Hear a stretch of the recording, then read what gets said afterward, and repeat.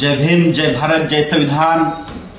उद्या दिनांक 15 ऑक्टोबर 2025 उद्या विश्वरत्न डॉक्टर बाबासाहेब आंबेडकर पुतळा हिंगोली पासून ते समाज कल्याण सहाय्यक आयुक्त समाज कल्याण कार्यालय हिंगोलीवर जो मोर्चा आहे, जन आक्रोश मोर्चा आहे, यामध्ये प्रामुख्याने महत्वाच्या मागण्या, जो सामाजिक न्याय विभागाचा जो निधी आहे वारंवार लाडकी बहीण योजना व इतर योजनेसाठी वळवला जातो, ही बाब गंभीर स्वरूपाची आहे आणि हा निधी वळवला नाही पाहिजे।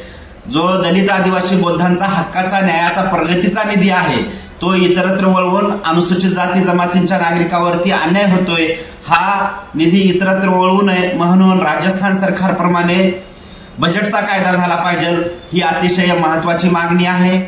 त्यानंतर दुसरी जी मागणी आहे, देशाच्या सर्वोच्च न्यायालयाच्या सरन्यायाधीशावर म्हणजेच न्याय व्यवस्थेतील सर्वोच्च पदावर विराजमान असलेल्या सरन्यायाधीशावर, बौद्ध समाजातील सरन्यायाधीशांवर एक जातीवादी मानसिकतेचा वकील जो बूट भिरकावतो, या गोष्टीचा निषेध करण्यासाठी, त्याचबरोबर अनुसूचित जाती जमाती अत्याचार प्रतिबंध कायद्याची प्रभावी अंमलबजावणी व्हावी, खून प्रकरणातील सर्व पीडितांना शासकीय नोकरीमध्ये सामावून घेतलं पाहिजे।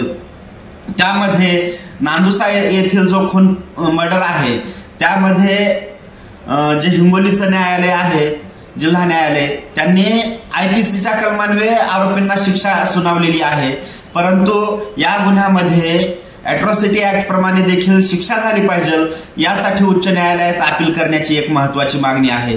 येळी खून खटल्यामध्ये विशेष सरकारी वकील नियुक्त झाला पाहिजे, ही महत्वाची मागणी आहे। गौतम नरवाडे खून खटल्यामध्ये तात्काळ त्यांचा जो मुलगा आहे त्यांना शासकीय नोकरीमध्ये सामावून घेतलं पाहिजे।